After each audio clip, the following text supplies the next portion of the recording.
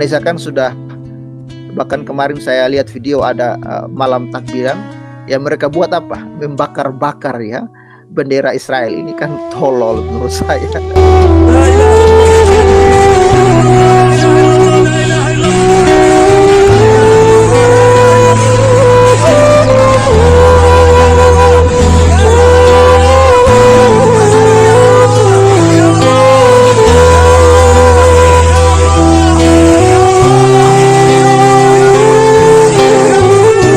Untuk membuktikan Islam itu damai, maka hentikanlah usaha ingin merebut tanah suci dan kiblat agama Yahudi dan Nasrani seperti dulu Nabi Muhammad tidak pernah melakukannya. Jadi umat Islam, hentikanlah, ya kan, orang-orang Palestina, hentikanlah, serahkanlah tanah orang Israel itu, tidak usah kalian rebutkan, ya kan.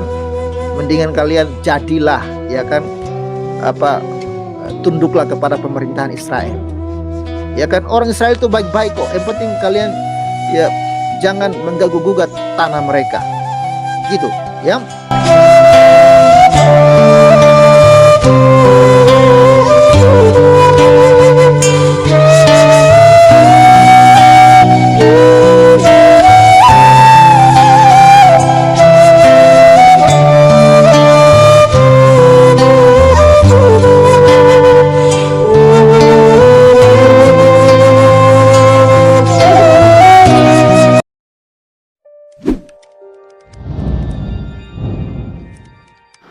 Ini perlu kita pahami ya, masalah Palestina ini. Kenapa kita perlu memahami masalah Palestina dengan baik? Karena ada di antara kita ya, yang terbawa oleh pemikiran bahwa seakan-akan orang-orang Yahudi dan Israel itu yang sekarang merampas tanah Palestina itu memang benar-benar punya hak di Palestina. Ada yang terbawa dengan pemikiran itu.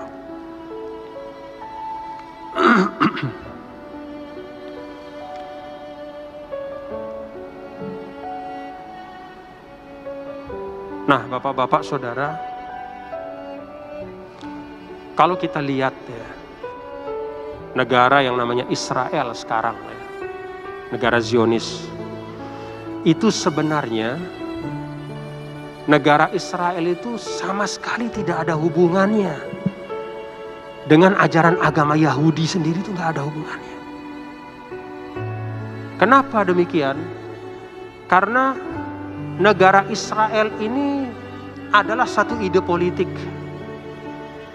Dulu namanya Theodor Herzl namanya. Dia punya cita-cita untuk mengumpulkan orang Yahudi yang terserak di mana-mana dan kemudian membuat satu negara sendiri untuk mereka. Itu ide dasarnya. Lalu dia cari pertama mau ditaruh di Kongo. Kongo itu di Afrika sana. Begitu di Kongo ternyata orang Kongo tidak mau terima.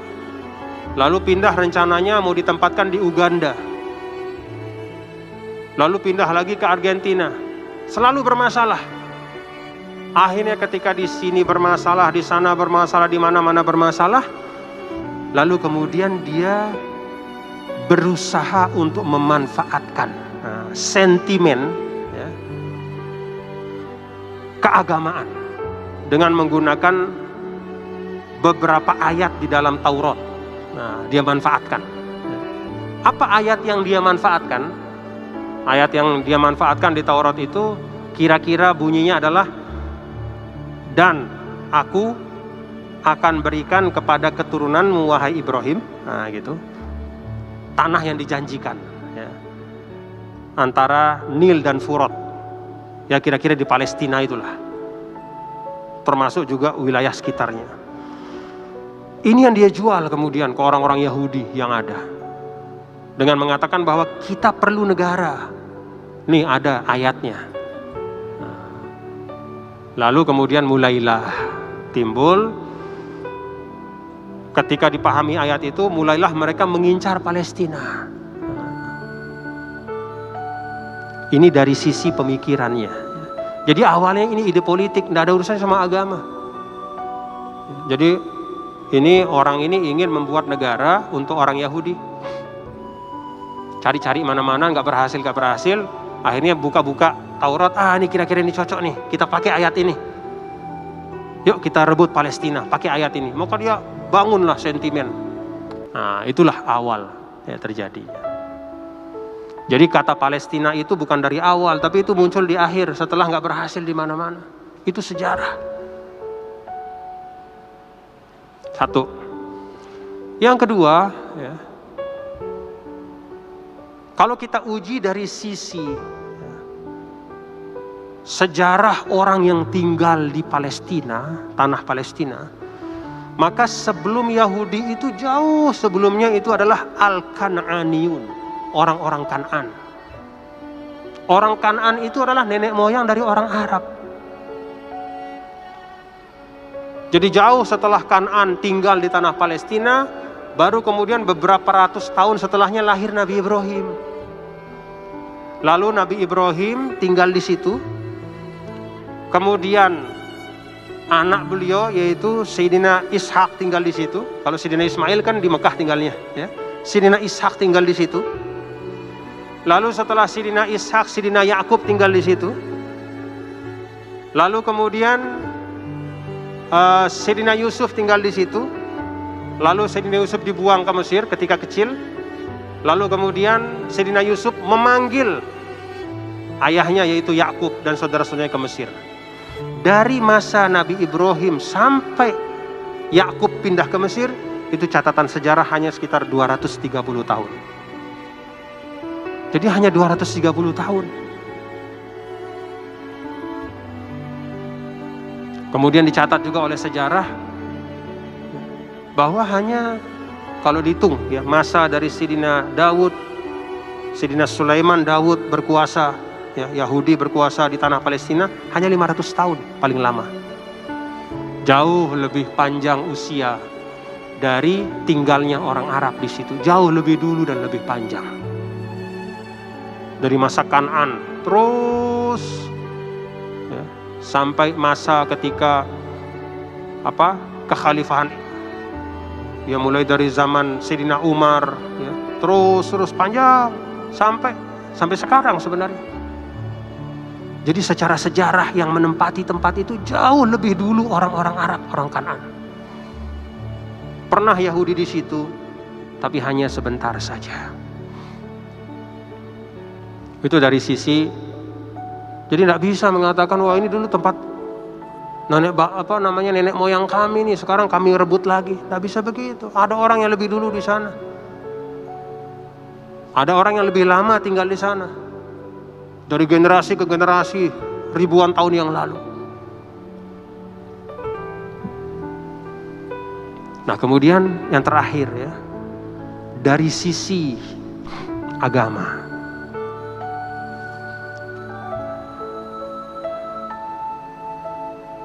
Ada di dalam Taurat ya, ayat yang seperti tadi itu. Ibrahim, saya akan kasih keturunanmu tanah ini. Kira-kira kayak begitu. Tapi kalau kita lihat renungkan bapak-bapak saudara, siapa sih keturunan Ibrahim? Kan keturunan Sayyidina Ibrahim itu mencakup dua-duanya. Di situ ada Ismail yang menurunkan orang Arab. Dan di situ ada Ishak yang menurunkan Yahudi. Kan begitu ya bapak-bapak ya. Lalu kalau bicara tentang keturunan, siapa yang benar-benar disebut sebagai keturunan yang mewarisi ayahnya? Keturunan yang mewarisi ayahnya adalah tidak hanya yang punya hubungan biologis, tapi juga mewarisi ajaran ayahnya.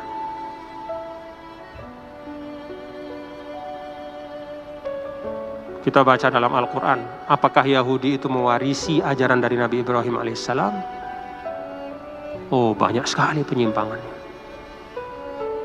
Fabima naqdihim mitsaqahum, mereka itu selalu berjanji kepada Allah tapi kemudian ingkar pada janjinya. Wa kufrihim bi ayatillah, mereka kufur kepada ayat-ayat Allah. Wa qatlihimul anbiya, mereka bunuh para nabi dan rasul.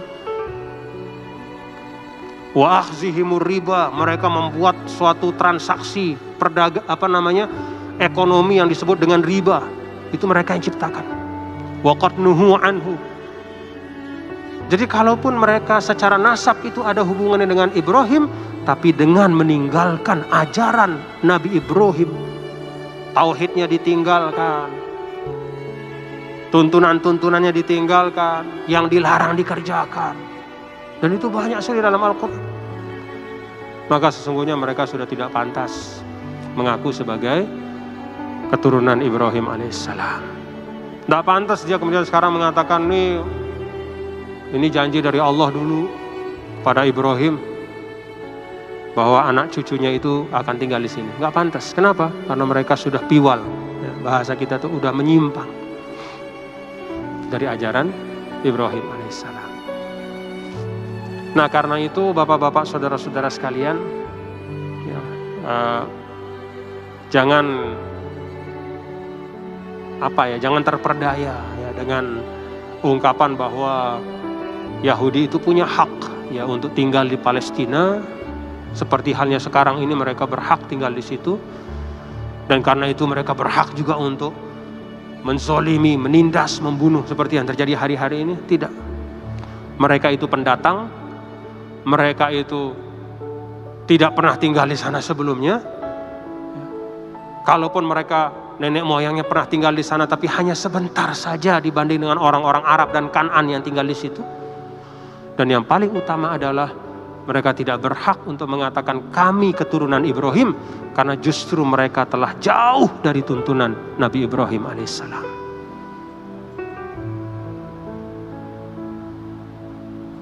Apalagi kalau kita ikuti bapak-bapak saudara sekalian ya, kajian-kajian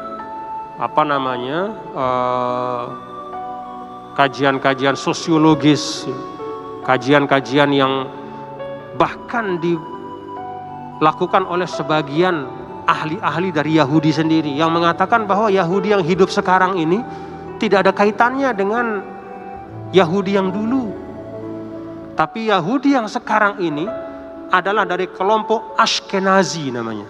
Ashkenazi itu orang-orang yang tinggal di bagian utara Rusia, yang masuk ke agama Yahudi beberapa abad yang lalu. Jadi dia masuk menjadi Yahudi beberapa abad. Jadi tidak ada hubungannya sama Yahudi yang dulu.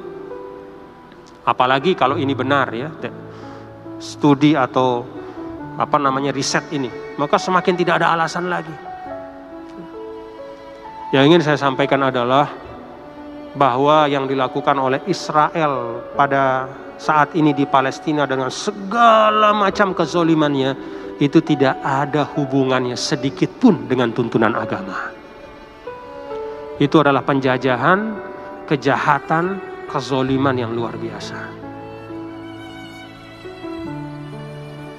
Kita bantu saudara-saudara kita minimal dengan doa. Mudah-mudahan Allah Subhanahu wa taala menyelamatkan mereka ya, saudara-saudara kita warga Palestina ya, bil khusus umat Islamnya, dan juga banyak non muslim juga di Palestina itu yang Kristen juga, mereka melawan Israel juga ya. Ini sebagai bukti bahwa ya, Palestina itu tidak hanya isu umat Islam, tapi itu isu kemanusiaan. Ini penjajah datang mengambil tanah semau-maunya, mengambil rumah, menghancurkan rumah, mengusir, membunuh orang tua, anak kecil. Kita berdoa kepada Allah. Kalau kita bisa bantu, kita bantu. Minimal dengan doa. Semoga Allah Subhanahu wa taala menolong, memberikan kemenangan untuk saudara-saudara kita di Palestina, dan penjajahan ini bisa segera diakhiri ya, berakhir, sehingga saudara-saudara kita bisa hidup dengan wajar seperti halnya kita di Indonesia.